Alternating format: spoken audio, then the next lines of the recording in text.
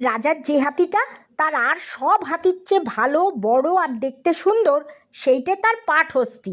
সেই হাতিতে চড়ে রাজামশাই চলাফেরা করেন আর তাকে খুব ভালোবাসেন। একদিন রাজার পাটহস্তী গেল মরে। রাজা অনেকক্ষণ ভারী দুঃখ করলেন, শেষে বললেন, ওটাকে ফেলে দিয়ে এসো।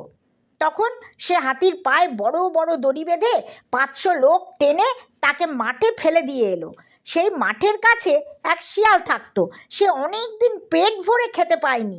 মাঠে মরা হাতি দেখতে পেয়ে সে খুব খুশি হয়ে এসে তাকে খেতে আরম্ভ করলো।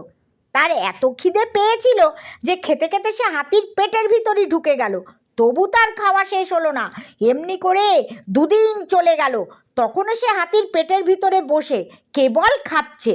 ততদিন রোদ লেগে চামড়া গেছে শুকিয়ে, হাতির পেটের ফুটো ছোট হয়ে গেছে, আর শিয়ালও অনেক মোটা হয়ে গেছে খেয়ে খেয়ে।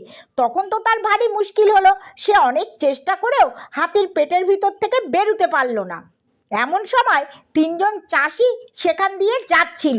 তাদের দেখতে পেয়েই শিয়ালের মাথায় এক ফন্দি জোগালো। সে হাতির পেটের ভিতর থেকে তাদের ডেকে বললে, ওহে ভাই সকল, তোমরা রাজার কাছে একটা খবর দিতে পারবে? আমার পেটে যদি 50 কলসি ঘি মাখানো হয় তবে আমি উঠে দাঁড়াবো।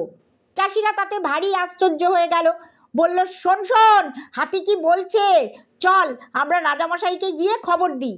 তারা তখনই রাজার কাছে ছুটে গিয়ে বললে, রাজামশাই, আপনার সেই মরা হাতি বলছে তার পেটে 50 কলসি ঘি মাখালে সে আবার উঠে দাঁড়াবে।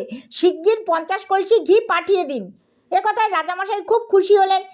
তিনি বললেন, আমার হাতি যদি বাঁচে, 50 কলসি ঘি আর কত বড় একটা কথা।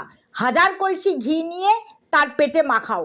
তখনই 1000 মুঠে 1000 কলসি ঘি নিয়ে মাঠে উপস্থিত হলো।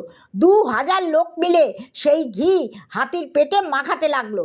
7 দিন পরে শিয়াল দেখলে যে হাতির চামড়া ঢের নরম হয়েছে, পেটের ফুটোটাও আবার বড় হয়ে গেছে।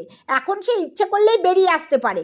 তখন সে সবাইকে ডেকে বলল, ভাই সকল, এইবার আমি উঠবো, তোমরা একটু সরে দাঁড়াও, নইলে আমি যদি মাথা ঘুরে তোমাদের উপর পড়ে টরে যাই।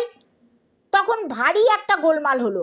যে যাকে সামনে পাচ্ছে তাকেই ধাক্কা মেরে বলছে, আরে শিগগির সর, হাতি উঠছে, ঘাড়ে পড়বে। একথা শুনে কেউ কি আর সেখানে দাঁড়ায়? ঘিটি সব ফেলে তারা পালাতে লাগলো। একবার চেয়েও দেখলো না হাতি উঠেছে কি পড়েই আছে। তা দেখে শিয়াল ভাবলে, এই বেলা পালাই।